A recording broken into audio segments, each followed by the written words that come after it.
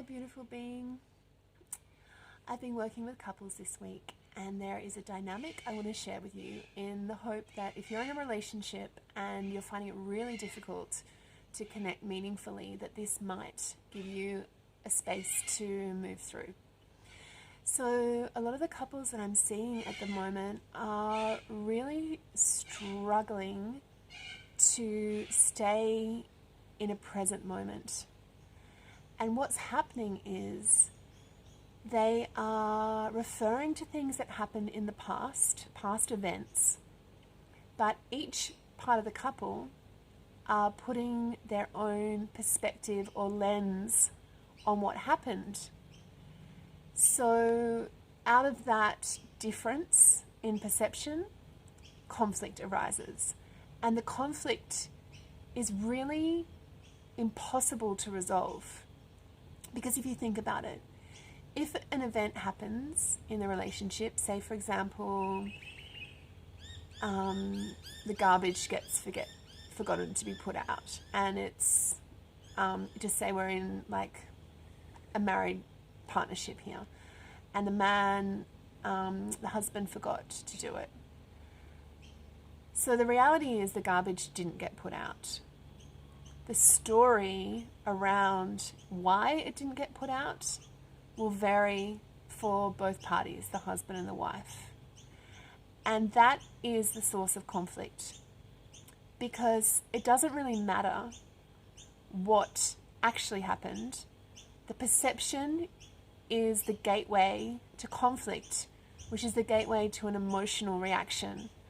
And it's the emotional reaction that is the addictive part of the relationship, because you see that person, you see what you perceive in the reality to be disconcerting, uncomfortable, unfair, ridiculous, not good enough, whatever it is you see in that situation, and you use that then as a springboard to have an emotional reaction, whether that's feeling distant and shutting the other person out, feeling angry, feeling frustrated, whatever it is. You'll know the emotional pattern that you run when you are in a state of not agreeing on past reality, because you can't, because you both have different perspectives and different agendas in what is going on and how you want to potentially blame or negate or play the victim role or play the dominator role,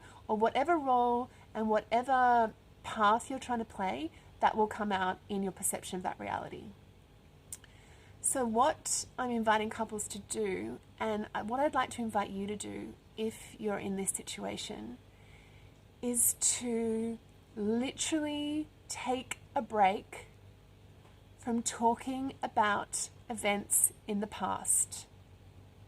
So when the rubbish doesn't get put out, do not analyze and talk about what happened for the rubbish not to get put out. Instead, I want to offer you this really simple technique. Basically, in the now moment, all we can do in a relationship is ask for our needs to be met, for us to be seen and heard in that present moment. So instead of trying to find the reason for everything, we want to find the space where we can invite the other person to meet our needs. So that could sound like, hey, I noticed the rubbish hasn't gone out. Do you mind doing it now? Or can you let me know when's good for you? That's simple and that's straightforward. And there's a very straightforward ask in that space.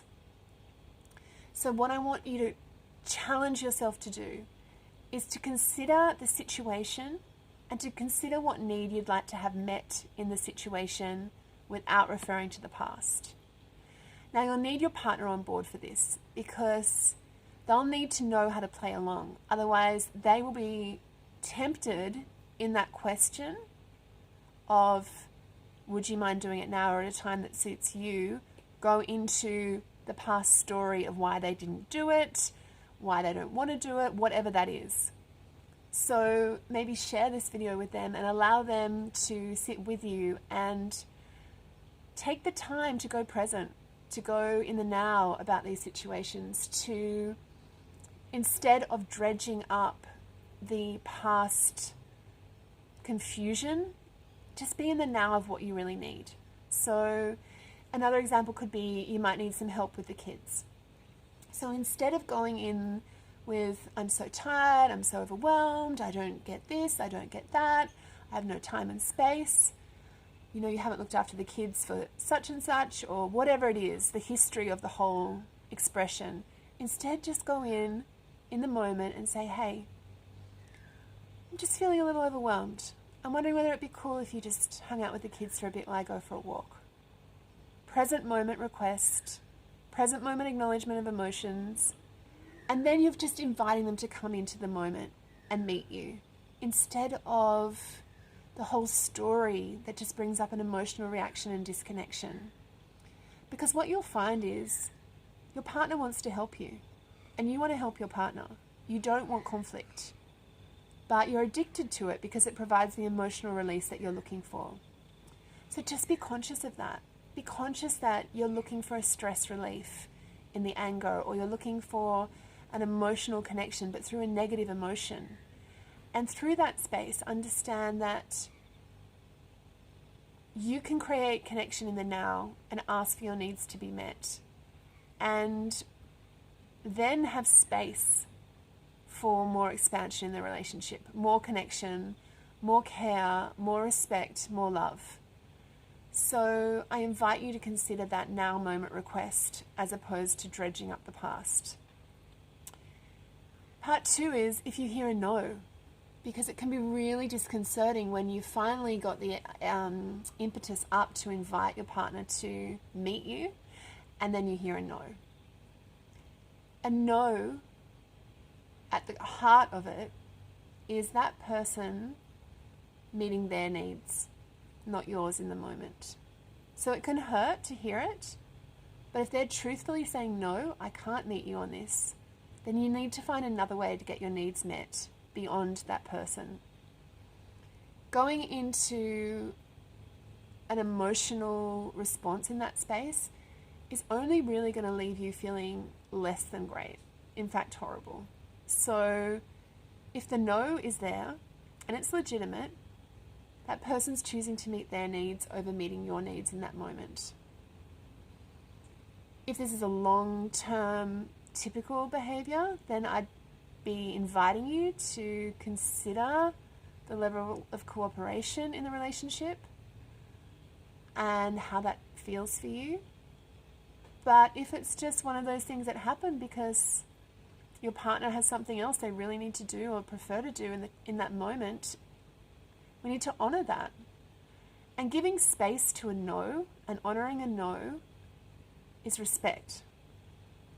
So if you want to say no, you need to be able to feel confident that you don't have to say yes to everything your partner asks of you. And if the no's triggering, it's probably because you're not saying no enough. Both of you should be able to say no. And then you could find another way for your needs to be met beyond your partner meeting them. Or find the space to create more time frames for things to be done, or do things a different way. There's so many ideas when you're not triggered, because the mind opens and expands. So be okay to hear no, and know if that's the truth. If that no is truthful for that person, then what a gift. You know exactly where you stand. You know to take the situation into your own hands and work with it moment by moment for yourself, with compassion that you got to know, but it's freeing because it's clear. So I wish you the best in your partnership, and if you'd like to reach out and do a session together, I really love working with couples because it's so beautiful to find that their core needs are very similar. It's just sometimes the blocks prevent them from understanding how really cared for they are by the other person and how collaborative a relationship can truly be. So be well and know you're not alone.